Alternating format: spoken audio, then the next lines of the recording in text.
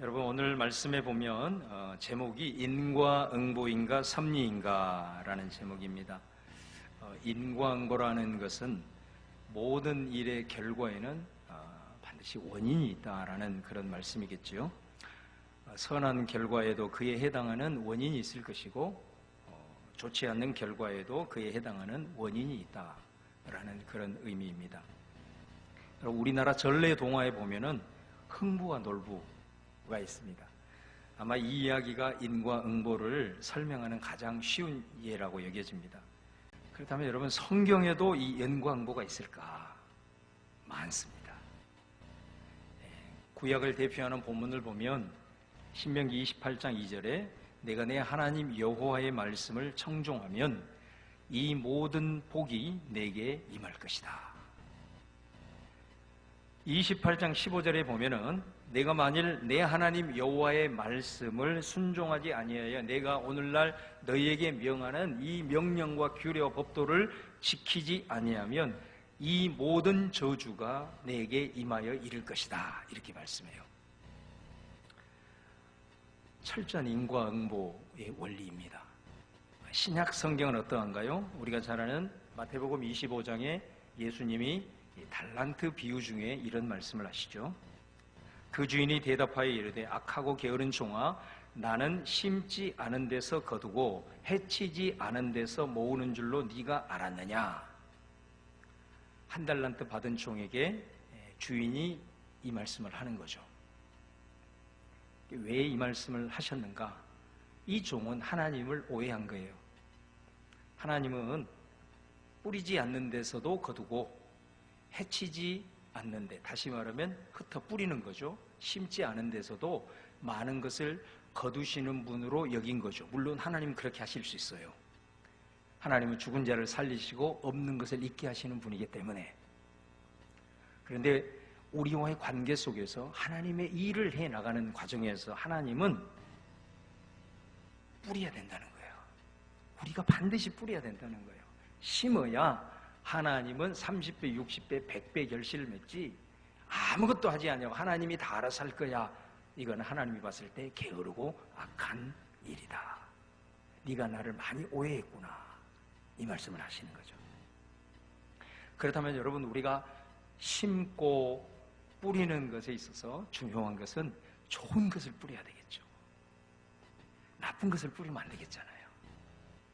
그래서 여러분 갈라디아서 6장 7절에 사도 바울이 스스로 속이지 마라. 하나님은 업신여김을 받지 아니하시나니 사람이 무엇으로 심든지 그대로 거두리라. 8절 말씀에 자기의 육체를 위하여 심는 자는 육체로부터 썩어질 것을 거두고 성령을 위하여 심는 자는 성령으로부터 영생을 거두리라. 이렇게 말씀하고 있죠. 여러분, 우리가 오늘 야곱을 상고해 봅니다. 야곱은 태생적으로 굉장히 욕심이 많은 사람이었어요. 야곱은 쌍둥이 형이 있잖아요. 태어날 때부터 그 태 속에서 서로 경쟁을 했어요. 얼마나 그 경쟁심이 충만했냐면 태어날 때 형이 먼저 나오니까 야곱이 너 먼저 보낼 수 없다 해가지고 그 핏덩이가 형의 발꿈치를 잡고 따라 나온 사람이 누구냐면 야곱이에요.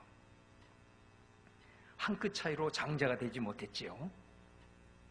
그래서 어려서부터 이 형으로부터 장자의 권리를 빼앗으려고 수단 방법을 가리잖아요. 그 대표적인 것이 팥죽 사건이죠. 할아버지 아브라함으로부터 흘러오는 복이 어떤 것인가를 압니다. 이삭에게 들었고 어머니 르브가에게도 들었고, 그래서 이 욕심 많은, 이 경쟁심이 많은 야곱은 어찌하든 그 장자의 축복을 본인이 받기를 원하는 거예요. 그런 찰나에 아버지가 나이가 많아서 장자에게 축복권을 준다는 얘기가 들리는 거예요. 형이 이제 먼저 아버지에게 그 축복을 받기 위해서 아버지께 대접하기 위해서 사냥을 하러 간 사이에 야곱과 어머니가 짜고 그 장자권을 탈취하기로 합니다. 그도 그럴 것이 이삭은 시력이 거의 잃어버렸어요. 앞을 잘 보지 못하는 그런 상황이었기 때문에 아마 가능하지 않았나. 야곱은 먼저 형을 속입니다. 자기가 에서가 아님에도 불구하고 에서라고 속이고요. 그리고 형이 받아야 될 축복을 아버지로부터 받게 되죠.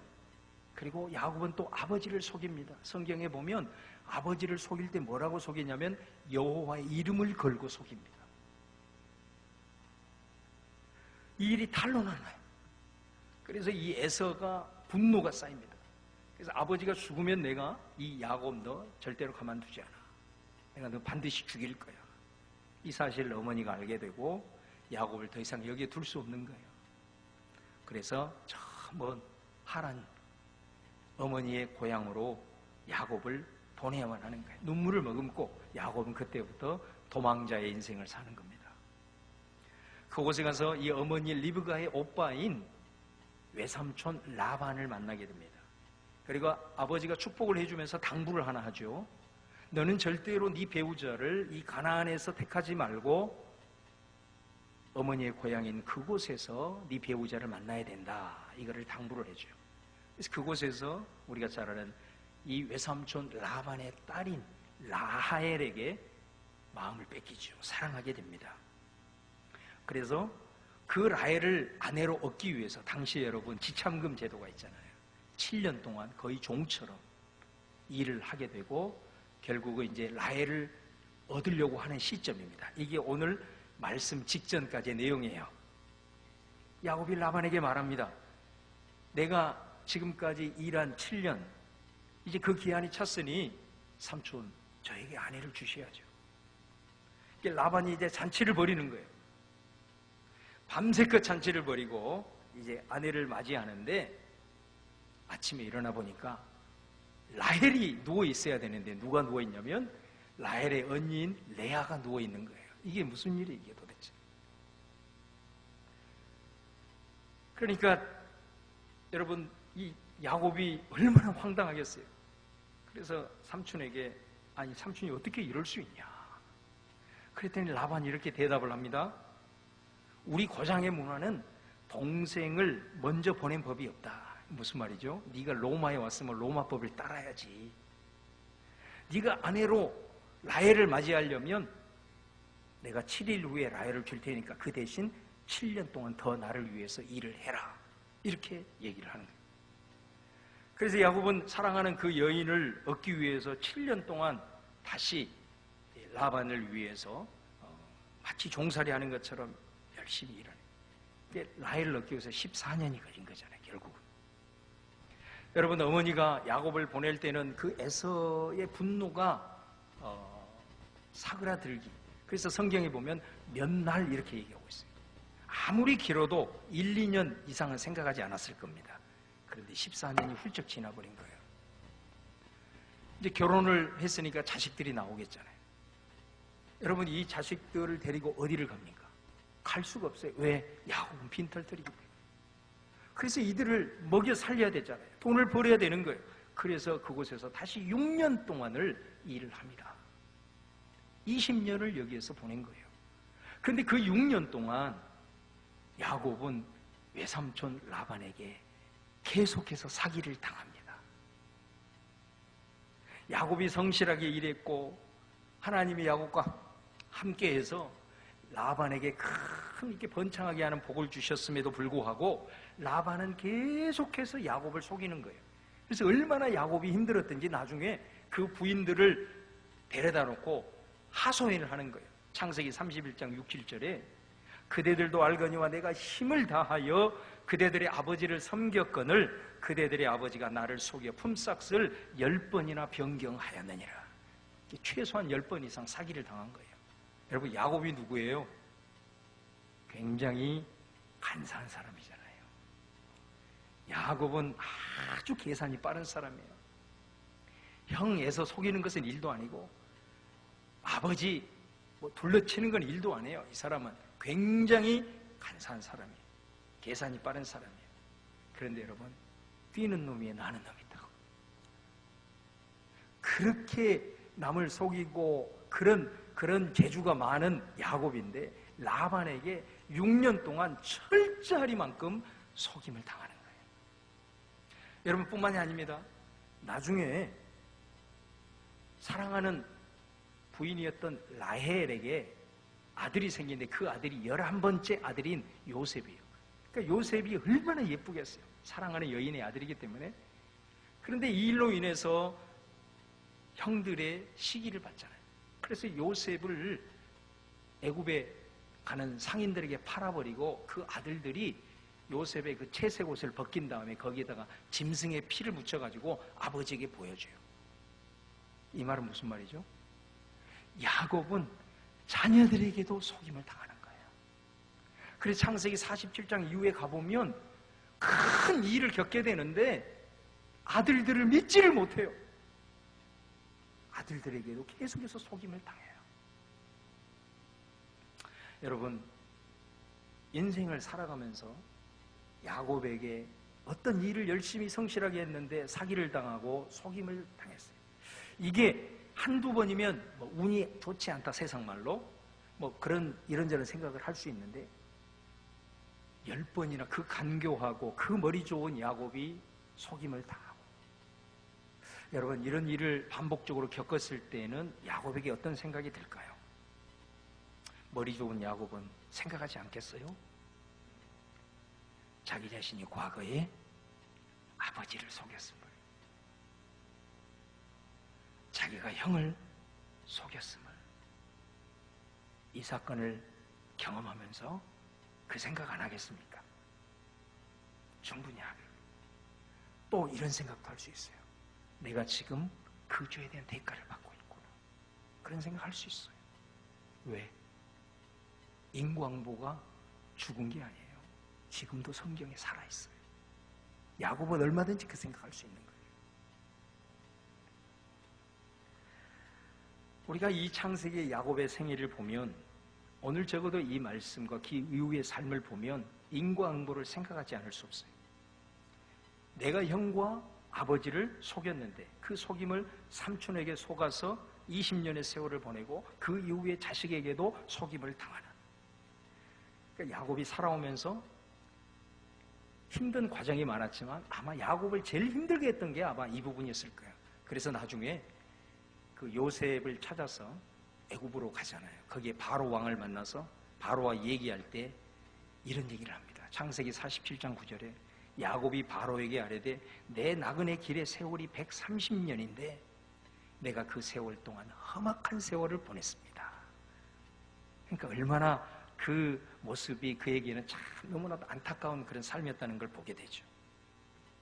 하나님은 왜 야곱에게, 우리가 이 말씀을 읽으면서도 우리가 생각했을 때 이렇게 과할 정도로 이렇게 단련하시고 또 징계하시고 그 대가를 그토록 하나님이 찾으셨을까? 여러분, 우리에게 있어서는 야곱이 저지른 실수와 죄에 대한 징계로 볼 수 있지만 하나님에게 있어서는 연단이 분명한 거죠. 하나님의 언약의 자손이잖아요. 아브라함의 후손인 이삭을 통해서, 야곱을 통해서, 그리고 그 후손을 통해서 하나님은 모든 열방이 복을 받기를 원하는 거예요. 그러니까 이 아브라함의 후손, 특별히 야곱은 어떤 위치예요? 하나님으로부터 복을 받아 그 복을 열방을 향하여 흘려주는 사람이라고요. 복을 받아 흘려주는 사람이 복을 흘려줘야 된 대상을 향하여 계속 속이고 사기친다면 어떻게 되겠어요? 하나님은 그렇게 사람을 사용할 수 없는 것입니다. 그것을 철저하게 뽑아야 되는 거예요. 그게 연단이죠, 그게. 여러분, 우리가 잘 아는 다윗을 한번 보세요. 진 에드워드가 쓴 새 왕 이야기라는 책이 있어요. 거기 보면 다윗이 왕으로 기름 부음을 받고 수금으로 인해서 왕궁에 진출하고 얼마 지나지 않아서 골리앗을 이기면서 다윗이 왕으로서 승승장구를 합니다. 그런데 어느 시점에 딱 거기까지 인생의 밑바닥으로 내동댕이 치죠. 사울의 질투를 받아가지고 이제 생명을 담보할 수 없는 거예요. 도망 다니는 거예요. 그의 가족도 도망자의 삶을 살게 되고 더 이상 있을 데가 없어서 이방 나라의 망명까지 하게 되는 그 기간이 13년이거든요. 이 다윗은 사실 어떻게 보면 야곱과 같이 특별히 잘못을 했나? 그런 게 별로 없어요. 그런데도 왜 하나님은 이 다윗을 13년 동안 인생의 밑바닥으로 광야의 삶을 살게 했는가? 이 진 에드워드가 세왕에게서 이렇게 말을 합니다. 다윗 속에 감추어 있는 사울을 철저하게 빼내기 위함이었다. 굉장히 통찰력 있는 분석이에요. 하나님 앞에서 교만하려고 하는 인간의 속성, 하나님 앞에 불순종하고 하나님 앞에 계속해서 도망치려고 하는 그 악한 속성을 빼내지 않고는 다윗을 통해서 하나님의 나라의 왕궁을 이룰 수 없었던 거예요. 그 하나님의 마음을 그 사건을 통해서 읽어야 된다고 진 에드워드는 말하고 있는 거예요. 여러분, 하나님께서 우리를 모든 사람들에게 부르시고 사명을 주셨잖아요. 특별히 우리가 살아가면서 내 삶에 이런 일이 닥치고 이런 고통이 닥치고 이런 어려움이 닥쳤을 때 인과응보적인 그런 원리를 가지고 자신의 삶을 비추어 보면서 이게 하나님의 징계인가? 이게 하나님의 나를 향한 연단인가? 왜 이렇게 세게 나를 연단하시지? 이런 생각이 드신다면은, 이런 감정이 느껴지신다면 다윗을 보시고 모세를 보시고 야곱을 보세요. 하나님께서 여러분을 굉장히 크게 기대하고 있다는 거예요.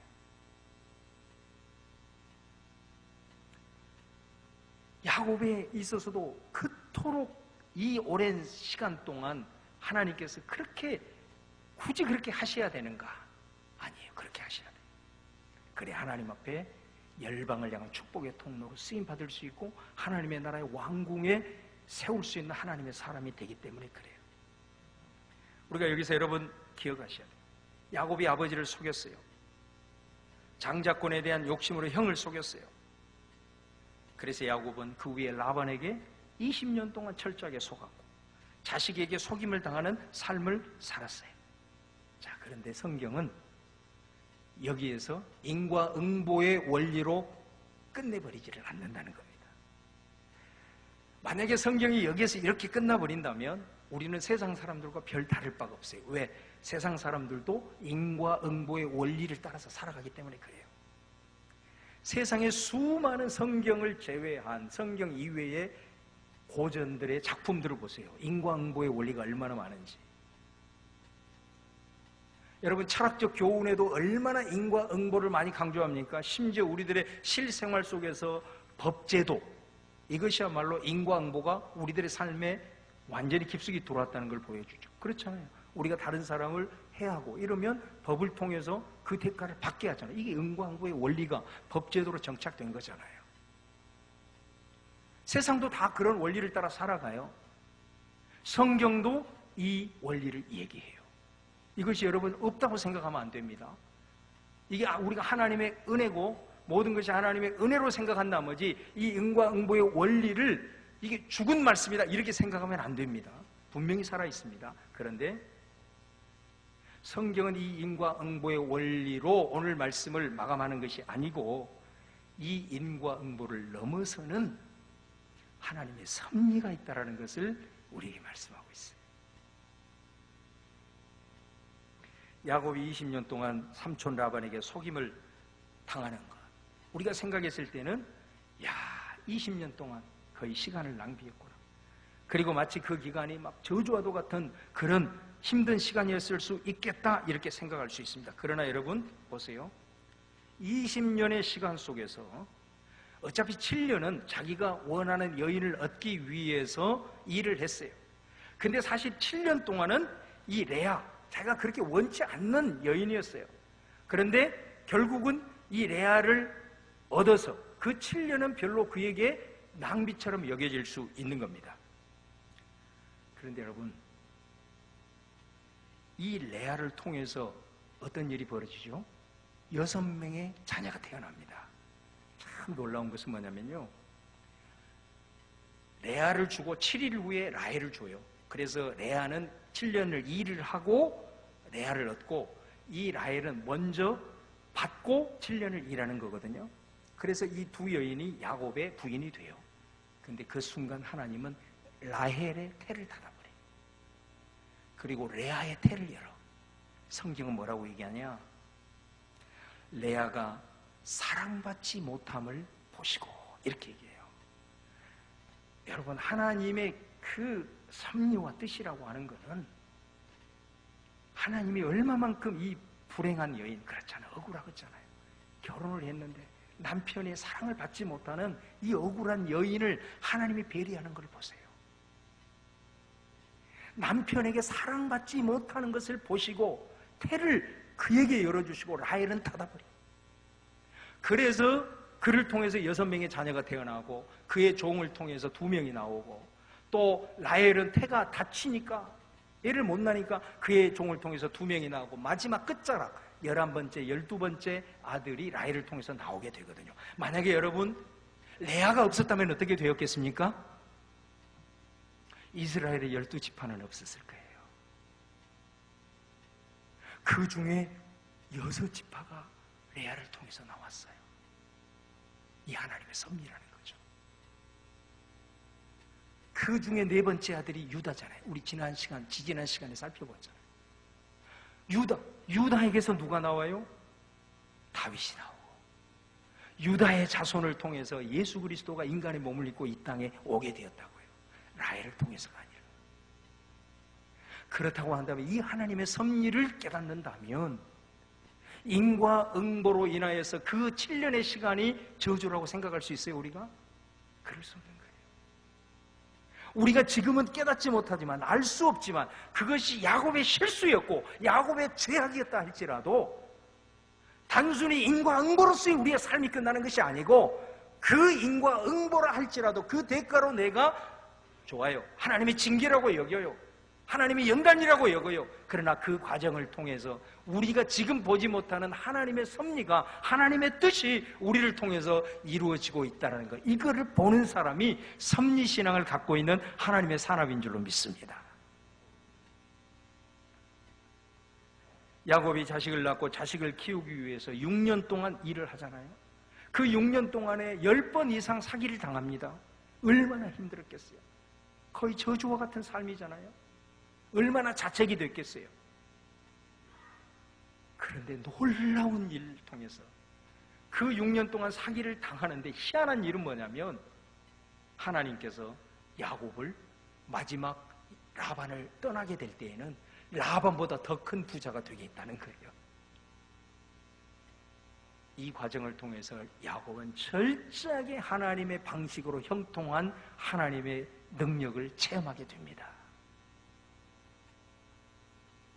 그리고 그곳에서 후손에 대한 축복을 받고, 그 아이들을 다 양육할 수 있고 복을 흘려줄 정도의 큰 거부가 되게 하시는 그 기간이 6년 동안 사기를 당하면서, 어떻게 보면 인간구의 원리를 통해서 고통당하는 그 삶의 순간을 통해서 하나님께서 이루었다라는 것이죠. 여러분, 하나님은요, 우리의 체질을 잘 아세요. 우리의 연약함도 아십니다. 때로는 하나님께서 우리를 인과응보의 원리를 통해서 연단하십니다. 때로는 징계하십니다. 그러나 여러분, 그것 때문에 혹시라도 그래, 내 실수 때문에 괴로워하고 있는 그런 사람도 있을 거예요. 이 인과응보의 원리에 근거해서. 또 내 죄 때문에 죄책감에 빠져서 힘들어한 분도 있을 거예요. 그리고 그 실수와 죄에 대한 대가를 치르는 것처럼 지금 고통스러운 가운데 계신 분도 있을 거예요. 그런데 여러분, 그 속에서 전혀 우리가 생각하지 못했던 합력하여 선을 이루어 가시는 하나님의 역사가 있다는 것을 꼭 기억할 수 있기를 바랍니다. 지금은 내가 볼 수 없지만 로마서 말씀처럼 하나님의 사랑을 받은 자, 그 뜻대로 부르심을 입은 자들에게는 모든 것이 합력하여 선을 이루느니라. 우리들의 삶에 이 선하신 하나님을 신뢰하는 여러분 되기를 주님의 이름으로 축원합니다. 여러분, 야곱이 낭비라고 생각했던 속임을 당했던 인과응보의 대가라고 생각했던 그 20년은 그를 통해서 하나님의 뜻이 이루어지는 섭리의 시간이었다는 거예요. 오늘 말씀을 통해서 내 인생의 여정을 바라보는 통찰력이 있기를 다시 한번 주님의 이름으로 축원합니다. 여러분, 우리들의 삶에 인과응보는 살아있습니다. 그러나 절대로 성경은 그것으로만 끝나지 않습니다. 그것을 통해서 하나님의 선한 계획과 섭리가 이루어진다는 것. 그래서 결국은 우리의 삶을 통해서 선한 결과로 인도하시는 그 선하신 하나님, 바로 이것을 믿는 것이 섭리의 신앙이고, 인과응보가 살아있지만 그 위에 하나님의 섭리의 역사가 있다는 것을 오늘 꼭 기억을 하시면서 오늘 우리들의 삶의 말씀을 통해서 자유함이 있고 그 속에서 다시 한번 힘차게 일어나서 주의 은혜 가운데 삶을 살아가는 저와 여러분 되시기를 주님의 이름으로 축원합니다. 기도하겠습니다. 주님, 나는 불완전하지만 주님은 완전하십니다. 나는 죄인이지만 주님은 선하신 분이십니다. 나는 절망하지만 주님은 그 자리에서 새로운 소망이 싹트게 하시는 분이십니다. 그래서 나는 넘어지지만 그 주님 때문에 일어설 수 있습니다. 나는 볼 수 없지만 주님의 선하심이 나를 이끌고 계심을 믿습니다. 주님, 내 인생은 내 것이 아니고 주님의 섭리 가운데 있음에 아버지 하나님께 감사와 찬송과 영광을 올려드립니다. 예수님의 이름으로 기도합니다. 아멘.